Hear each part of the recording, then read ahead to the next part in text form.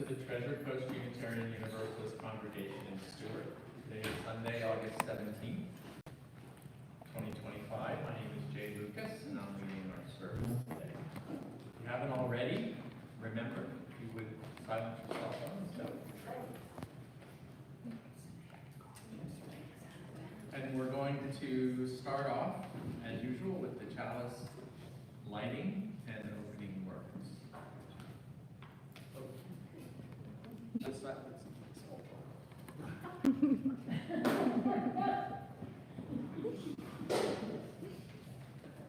We light our flaming chalice to illuminate the world we seek. In search for truth, may we be just. In the search for justice, may we be loving. And in loving, may we find peace. Thank you, John. Do we have any visitors today? We welcome any visitors today to, if they're here for the first or second time, if you're comfortable, introduce yourselves, either from where you are, or you can come up to the microphone, either way. Or you can wave hello. Welcome. Hello. That's Janet, who is leading and doing the mandala healing thing. Okay. Actually, she would Welcome like again, to be Jan. known as Nisha. Nisha. That's true. I'm going to say a little about Nisha. My name is Nisha in Cincinnati, and I came to Florida and got sick for 2 years and didn't, legally I used to use Janet, but I miss Nisha. But when I came to the church, but my son thought Nisha was queer. And everybody at the church said, well, be Nisha, it's beautiful. And we have another Janet, we've got a lot of Janets. Be Nisha here. We have a lot of Janets too. So I said, I'm so happy that I'm finally being accepted. It was a yoga name. They gave it to me for being a yoga teacher. So anyway, good morning. If you want to call me Nisha, it would make me happy. We have another comment over here. Good morning and welcome, Nisha. Thank you. And we have another visitor. Hi there. Hi. What's your name? Lily. Hi, Lily. Welcome. We're glad you're here. Thank you for coming. This is my first time being Welcome.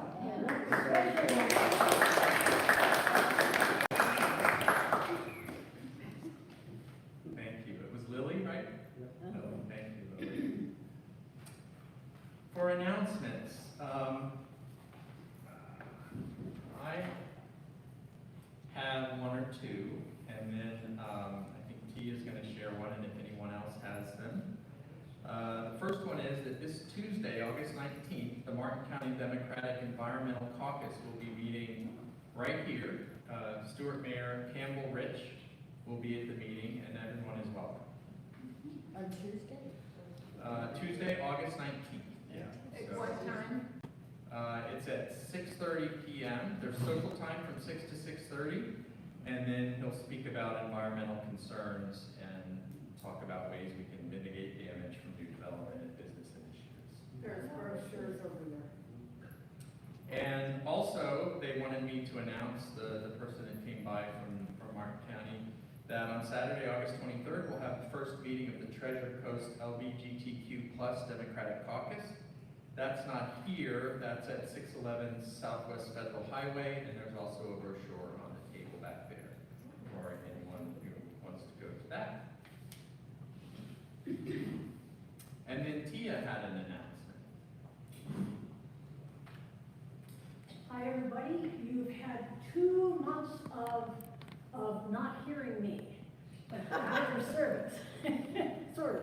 But we will start our first Sunday congregational meetings again on Sunday, the 7th of September, and that will be the same day that we return to I started to say the auditorium, the sanctuary for our services. And yes, and we will then have a board meeting on Tuesday the 9th. So Thank you. Thank you, Tia. Okay, and now, sorry. And now is the time for our affirmation. So please join me in saying the affirmation, which is on your guide to today. Love is the spirit of this church, and service is its law. This is our great covenant, to dwell together in peace, to seek the truth in love, and to help one another.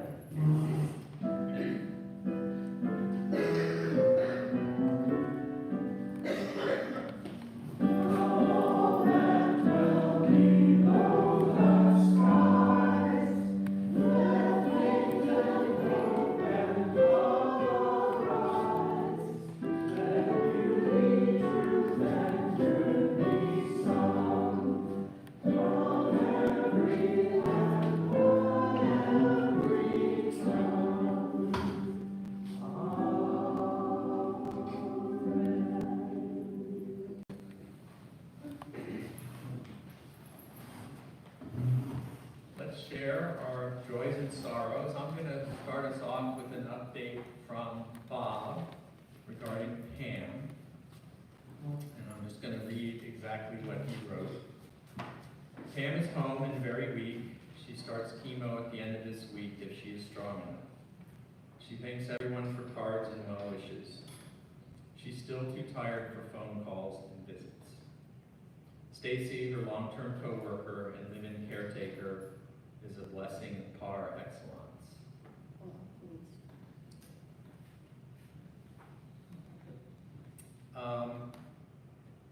There was one other person that was going to make a joy and sorrow. More like a sorrow. It was 5 months today since my husband, William Falk, died, and most of you knew him. And I brought some chocolate brownies because those are his favorite things to eat. Were. And anyway, they're kind of nasty, but anyway, think about him when you eat one. Geraldine, I think, will struggle through and eat them anyway. Thanks, Geraldine. Other joys and sorrows, Jan?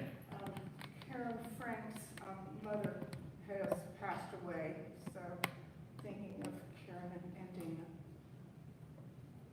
Yeah. I sent Cindy from the church an arrangement, a fruit arrangement, you know, the whatever you call those things. We were trying to send one to Pam too, but she doesn't have a home address.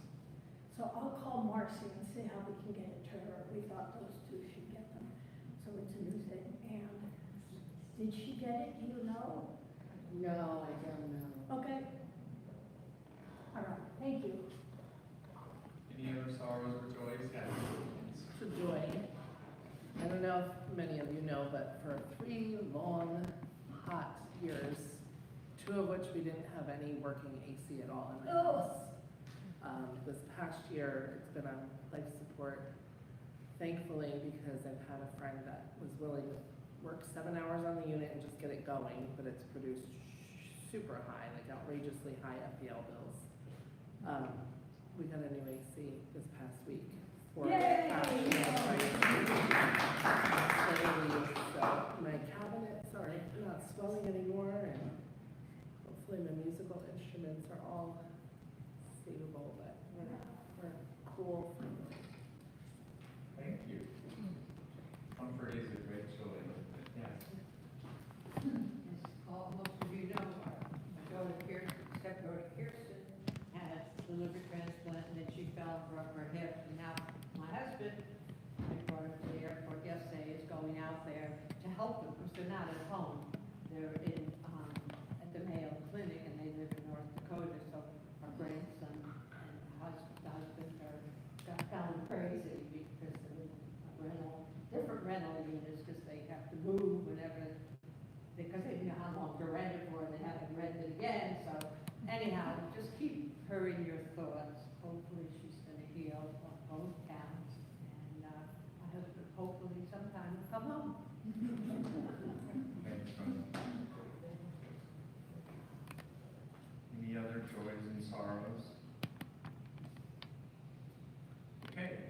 time for the Spirit of Life. We'll hum it once through and then sing it.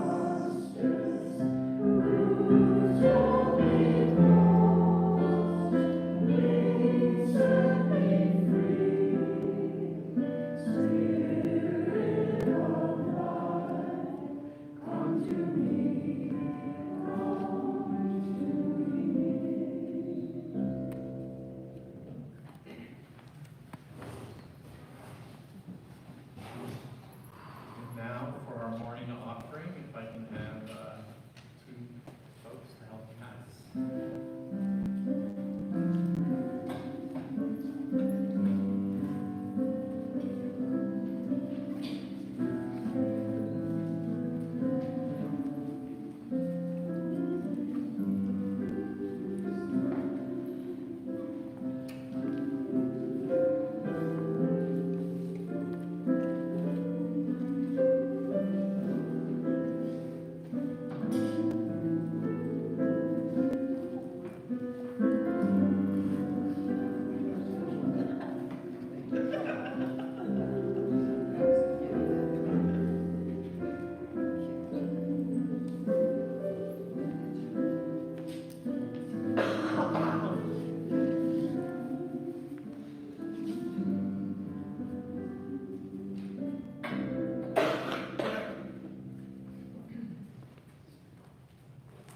With these gifts, which we freely give and gratefully receive, we say yes to the values of our faith as Unitarians.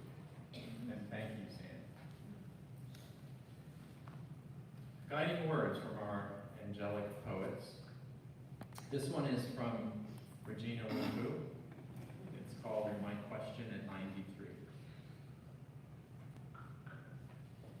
It's not that I have fear of dying, but there is so much I still want to know, like, if I have a soul, when was it born, and where is it going? If the body is burned at the stake, does the soul remain in the ashes, and the ashes capture the soul, or the soul dies with the body? What is a soul, I want to know. Does it escape, and where does it go? By Regina.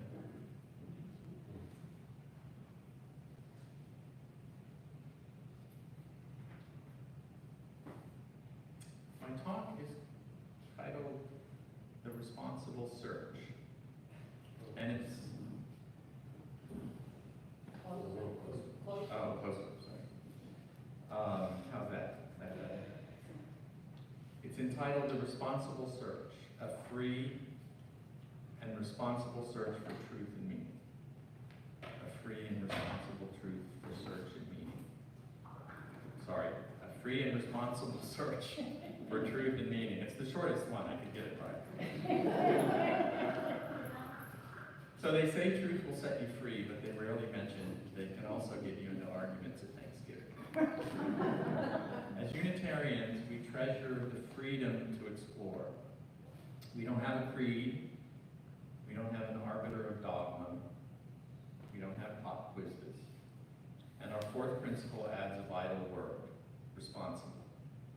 Without that word, we risk becoming spiritual tourists, collecting wisdom like postcards without pausing to learn or consider deeper meaning. So why does responsible really matter? Freedom without responsibility is like handing a teenager your credit card and saying, surprise me. So what are we responsible to do? I think we all know at least one teenage person that can come to mind, but that would be a really bad idea. But what are we responsible to do? After looking into information for this talk, I think it's mostly to be open-minded and to think critically. To not be too sure, because the main thing I've learned every year since I was about 20 is how little I actually know. Which is surprising because at 17, I knew everything. Not being too certain is so important to keep some energy in your search. Not being too certain can be a guardrail. Freedom opens the door so we can enter. Responsibility reminds us to tread lightly. It's hard to search and be responsible. Or if I were to turn that around and pose it as a question, why is it or is it? And when thinking about that, when I was preparing this, I thought I could say a little bit about my own search in a context like this. At St. Mary's Church, I often wonder how much thought the people around me have given to what they're saying when they recite the Nicene Creed or confess their sins for the 1,000th time, right? The confession is a very fixed statement. So, do I think about what I'm saying in church?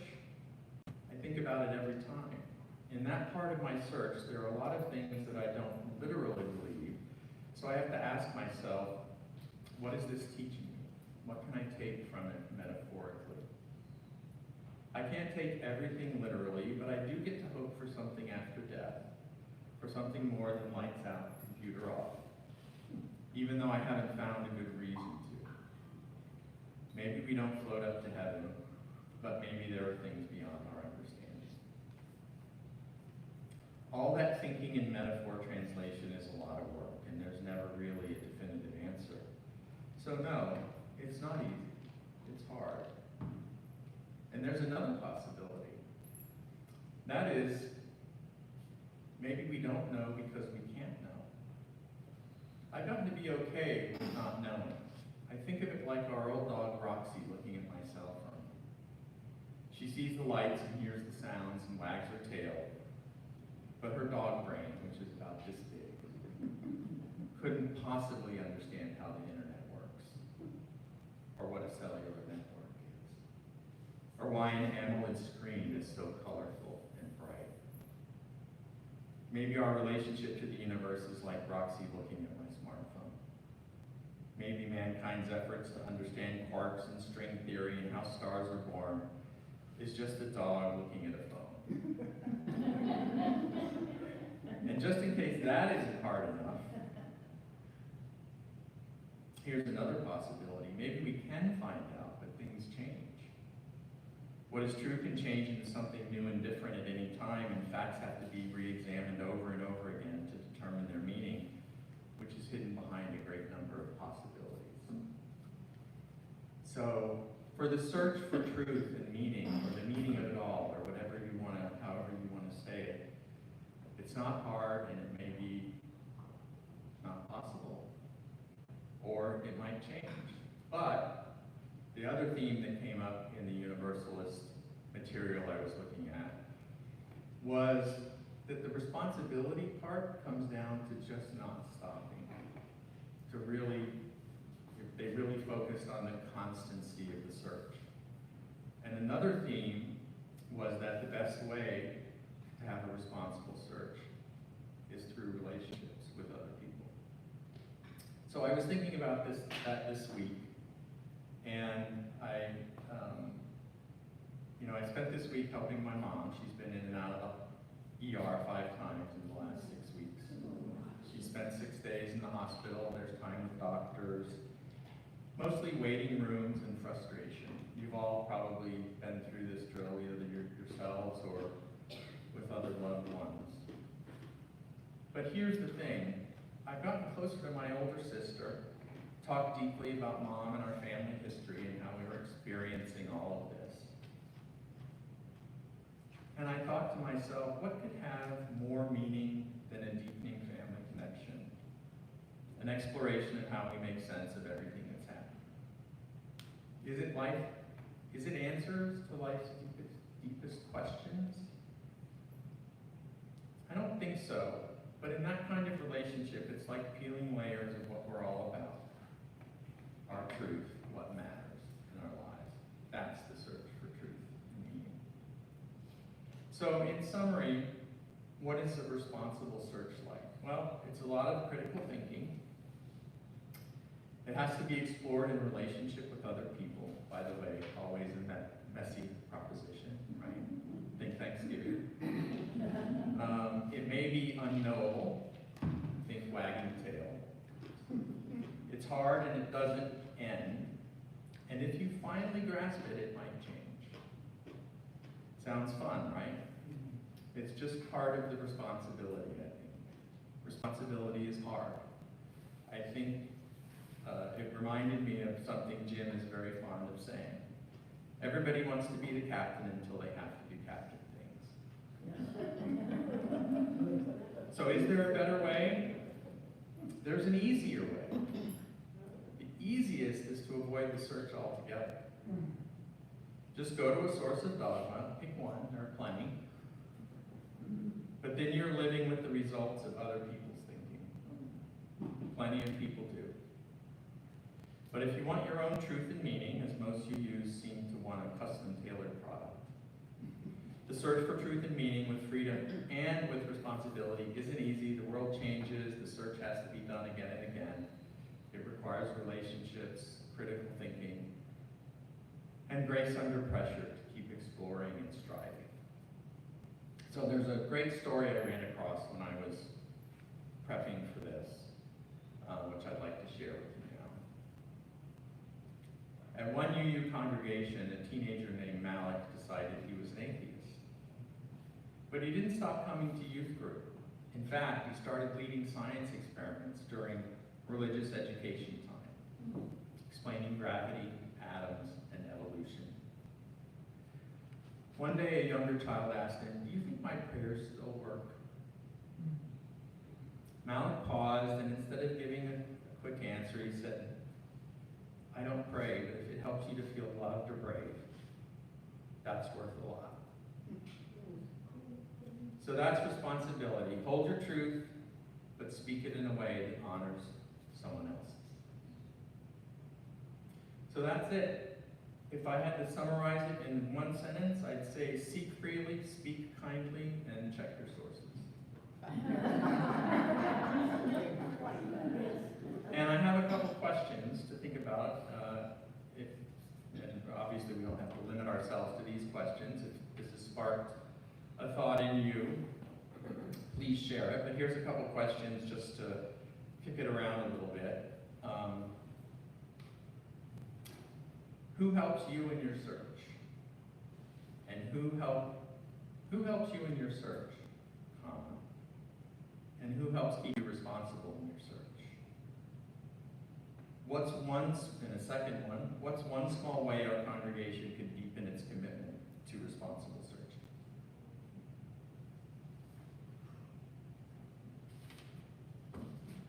Sorry.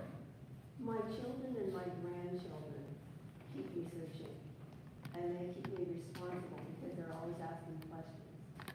And the Unitarian Church down in North Palm Beach that I led for a while as an administrator, we had, during summer months, our youth group would visit a different church, a different belief every Sunday through the summer. And I think that really is really good. What's interesting, the 3 children that I my two children that I raised in that church who went to these youth groups. None of them attend church. One of them is very spiritual. One of them considers herself to be a Wicca, a white witch.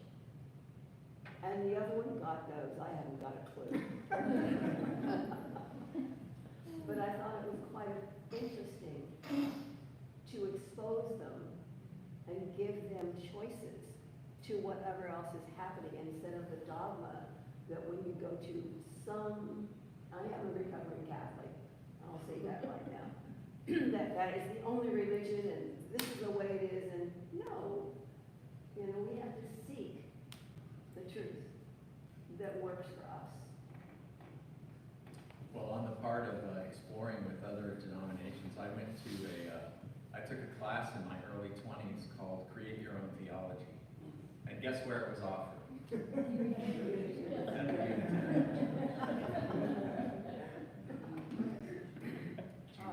I've never thought that much about that principle, to tell you the truth.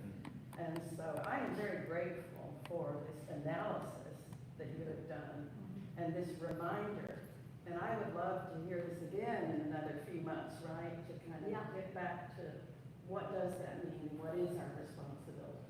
Yeah. So thank you. Definitely thought-provoking. Thank you.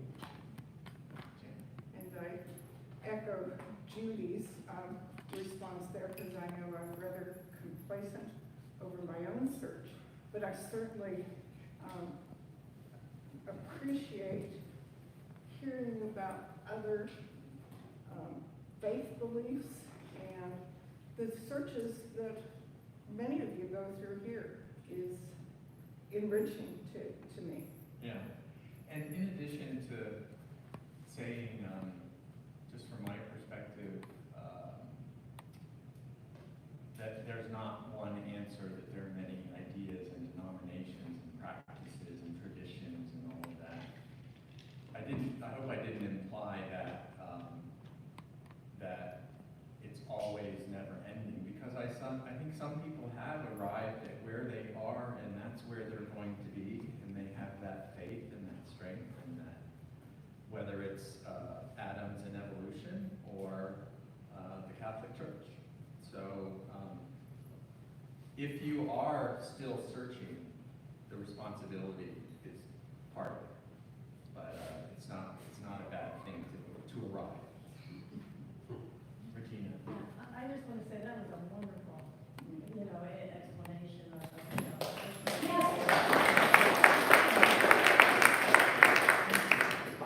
But I wanted to say also what you had just said, the questions, searching and the questions, always be open, because sometimes the answer's there. Sometimes you feel like, questioning. And so I think people need to be open, because there could be things you're getting the answer to. And then, like you said, the changes and stuff like that. But I think always be open to getting the answer. Right. Because sometimes it's just question, there's no answer. But I think sometimes there are, and we're just not opening ourselves to hear. Right, and it's interesting, I think, too, because it's sometimes hard. Sometimes the hardest time to be open is in relationship, because we don't just go around chatting about what's the truth and meaning in your life with people that we just met. It's always in some kind of relationship. And so it's hard because, or it's important to be open, I guess, and sometimes it's hard when somebody who you're in relationship really opens up about what their truth is. And you have to kind of integrate that into what you're thinking, especially if it's somebody you love and respect. And so anyway, I think the openness, that's critical. John? As some of you know, I'm really into highbrow art. So lately I've been watching on Netflix Wednesday, which is about Wednesday Addams of the Addams Family. And my wife said, I can't believe you're watching this. And I said, I love things about kids, which is what it's about. At any rate, Wednesday Addams is this particular character, and she just knows that she's right. And she's the hero of knows that she's right. And the actress who plays her says more with her eyes than most people say with their mouths. And you can see the doubts going into her mind. And she often doesn't say them, but it's in her eyes. And it's just wonderful. It's really that particular aspect of this. It's really silly otherwise, but that particular aspect of it is so heartwarming, and you can see her changing and growing, and that's the thing that we all have to be able to do is have events with other people and interactions with other people change the way we think about things. And I recommend Wednesday if you like that. Sounds high ground to me. Yeah, I was just gonna comment on, I agree totally with that, because I'm a person who frequently has to be right, and I think any truth about myself that I've learned has usually come in relationships with people that I am fighting with. And in the fight, somewhere along the line, I start looking at myself and seeing myself as their seeing. And, yeah, it's not unpleasant. That's a lot of the truth about myself, that's where it comes from. Yeah. Relationships with other people. And you think those times have made the most difference in? In relationships with all those people, it's helped to change us both, recognizing in each other what the other person is seeing, and making shifts in the relationship has helped relationships grow a lot. Yeah. First of all, thank you, Judith. This is for sermon topics, and yours is the first in the bucket for, well, you were the one that suggested we do this again, right? Who did that? Bob's been asking for the sermon. No, you said we The should topic, see it again in that about we 4 should months. do this topic again in a few months. Oh, Yeah, so your suggestion is the Oh. first in the sermon.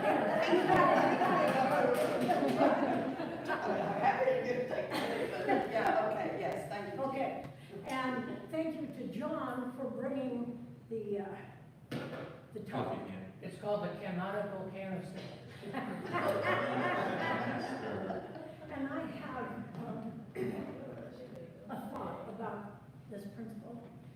Years ago, I went to see Deepak Chopra in person in Baltimore. And he explained that all of us have a connection to every other person, if only, and of course, you all know that he was a scientist and doctor before he became a spiritual guru kind of person. So he looks at things from both points of view. And he said, at least what we have is the connections of the electrons moving between us all the time. So that part of you is in part of me, and part of me is in part of you. So that we all have this sharing. So I thought that was a wonderful way of looking on things. And in my mind, as I'm thinking about that, my father, was a retired professor from the University of New Hampshire and lived generally in the DC area, was asked to represent the University of New Hampshire at the installation of the mayor, or something like that. And of course, it was the mayor, whose name I forget, who was infamous for being a cocaine user and all of that, and went on and on and on. So, This is DC? DC, Marion yes. Barry. Marion Barry, yes. Dad just thought he was. But at any rate, he said, when he was in the room with him, he felt the pull, that charisma that we attribute to certain people. So, and he recognized that charisma with the person that he hated, well, didn't hate, despised. And, close, very close, okay. So, I've thought about that since then, and I think that's what charisma is, that the electrons flow faster or whatever. But the whole idea from Deepak Chopra that we share electrons with everybody else helps me sometimes when I remember that to respect other people and what they're saying and to incorporate their thoughts. John, so can I say, I despise you as a person, but I respect your electrons? Yes!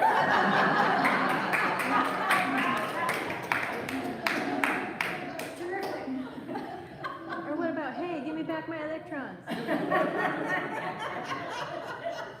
And Stan, I thought did you want to? No, I was just trying to draw attention to you. Oh.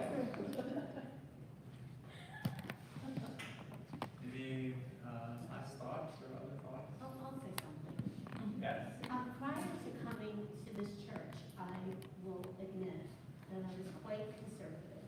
And I have learned over the past 8 months that I need to surround myself with people who are not like-minded with me. And thanks to people like John, like Jay, you have really opened my eyes and have made me see things in a different light. And Bob as well, because I really struggle with some of the things that are going on in this country and in this world. And I thought I was always right. Like I would see things black and white, and this is the way it is. And now I'm seeing the gray, and I think it's a good thing. But I think the most important thing for me is not to surround myself with like-minded people, to be more open-minded and respectful of people who have different thoughts and ideals than I do. And I have learned that I'm very similar in very many ways. That's it. Thank you for sharing that. And I think that's important for all of us. Whichever side or place we start on, do we have space to hear other people's truth and think about it in the context of ours? And it's hard. Yeah. Thank you. And thank you for all you've done to open our minds to beautiful music over the I last can't see over here, hence all the mistakes. I keep trying to remember to bring a lamp. It's very shadowy there, so I get lost very I easily. have piano lessons. What did I have one. She's bringing one next week. I just forget, and my memory's shot. I think there was one more question. I can do one, I think. Okay. Thinking about truth and meaning, not just from other people, but maybe from animals. I saw a movie recently, it's all about how this penguin, the penguin lessons brought meaning to an entire group of young students in Argentina when the generals had taken over. It's a true story, and it's definitely what I would consider a UU movie. The penguin lessons, by this one little bird changed so many people's lives. Where's that available? Netflix. Okay. Yes. Say the name again, the title. The penguin lessons. Penguin lessons. Thank you. Okay. If there's no other comments, I'll kind of wrap things up. I'm going to read the closing words while I put out the chalice, or extinguish the chalice.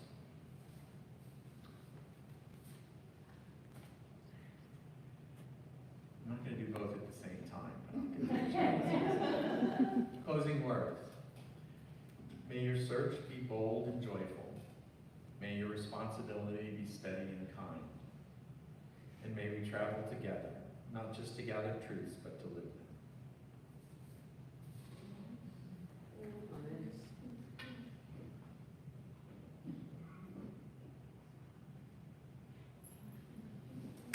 Coffee time. And brownie time.